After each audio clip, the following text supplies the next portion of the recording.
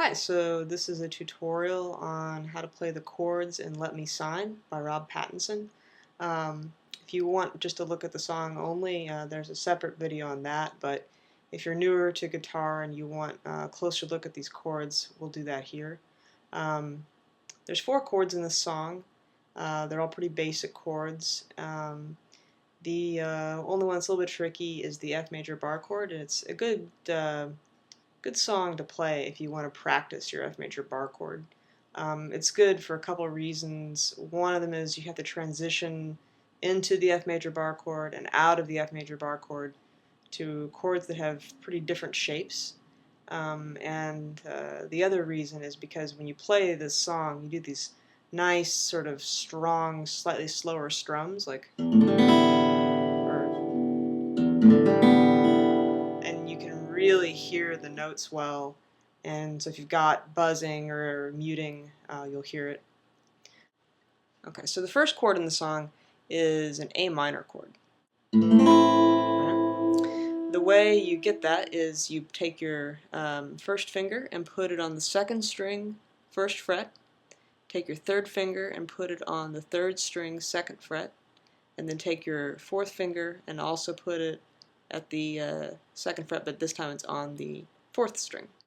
And when you play this chord, once you've got your finger placement down, you actually play it from the fifth string only. So this is the sixth string. You actually don't play it. You just strum from the fifth string. So the bass E here isn't used in this chord. So the second chord in the song is the G major chord. There's a couple ways to play this chord. The way I like to do it is I play the bass note with my third finger. Some people use the second finger to play the bass note, but I'd prefer to do it this way. So to get the G major chord, again, sounds like this. And to get that, you take your third finger and you put it on the the sixth string, third fret, and then you take your second finger, your middle finger, and put it on the fifth string, second fret. Also, normally for this chord, you'll put your pinky here on the high E string at the third fret. That's the standard way to play this chord, but the problem is this song is so dark that it sounds odd because it makes if you put your pinky finger down here on the high E string, it makes the G major chord sound pretty bright. It sounds like this, and that's just a little. It just kind of throws the mood off of the song, so I usually leave that off. And I don't. In addition to not fretting this string, I actually don't even hit that. So when I strum the G major chord for the song, I stop. I won't hit this high E string. Maybe I can get in close so you can see. But so I don't even hit the high E string. The next chord in the song is the F major bar chord, and this one is one that usually requires a little more practice. There's 2 aspects to doing this chord. One of them is just the regular finger placement, and the other thing is a bar. So let me go over the finger placement first. It's pretty easy. It's kind of a similar shape to the A minor chord. So fourth finger, fourth string, third fret, third finger, fifth string, third fret, and then second finger, third string, second fret. Now you have to do a bar here on the first fret. So the idea of a bar, if you're not familiar with it, is that instead of playing an individual string, you actually, or instead of fretting an individual string, you press down all the strings. There are smaller bars, but like a bar across the whole fretboard, you're pressing down every single one of these strings. So you can hear it. I won't play any. I'm not fretting the strings at all. If I strum, you can hear that. If I do a bar at the first fret here, it sounds like this. And here it's higher. So you're pressing down all of these strings.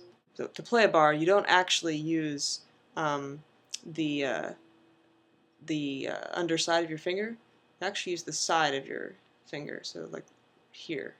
With a bar, I take the side of my finger here, and I start out actually by putting it on the fret, and then I lean it back just a little bit. So I start out on the fret, and then I lean it a little bit, or roll it maybe. And when you do that, it gets you kind of good placement from the beginning, and it gets you as close as you can to the fret that you're making the bar at, because the closer you are to the fret when you're barring, the clearer your bar is going to be. If you try to do a bar back here, it's hard. You have to put a lot of pressure down to make sure that bar is good. But if you have it, you start it out at the fret and just roll it back a little, then you don't have to put quite as much pressure on. A trick I've learned with bar chords is with your index finger here, you have this kind of bump, this bone part here, and what I usually do with that is I'll sort of find the space between the first string and the second string, and I'll put that bony part, I'll kind of let it find in that space and rest there when I'm doing my bar. I don't know if you can see that or not, probably can't. But it's resting there between the first and the second strings. And that just kind of anchors your bar. You don't have as much movement. Gives you a little more freedom to move these fingers. So then you do this. It just helps. It's another thing to help you. Another thing with your bar is like your arm. So when you're playing a bar, you don't want to bow your arm out. Like if you're doing this, you are really having to strain to get pressure. You can't get a good angle. That's just not going to help you at all with the bar chord. Get your elbow in toward you. So notice the difference versus that. Not perfect, but better. The other thing too is you want your hand more in front of the fretboard. Obviously you can't get it like this, like wrapped around, you don't want that, but you don't want your hand back here because you're bowing your elbow out again and you're really destroying your reach, and you can't reach as far, as high, or as strongly as if you've got your hand sort of in front of the fretboard. So elbow in toward you, hand is in front of the fretboard as you. This is comfortable, and as well using the side of your finger, get that bump in between the first and the second strings, and then put your finger on the fret and then roll your bar back just a little bit. So we'll combine these two things. So remember, our fingering for the F major bar chord is your fourth finger on the fourth string, third fret, your third finger on the fifth string, third fret, your second finger on the third string, second fret, and then you've got your bar. And when you combine those things, there's your F major bar chord. Okay, the last chord in the song is an E minor chord. This is done with your ring finger on the fourth string and at the second fret, and then your second finger on the fifth string, second fret as well. It sounds like this. And that's the last chord in the song.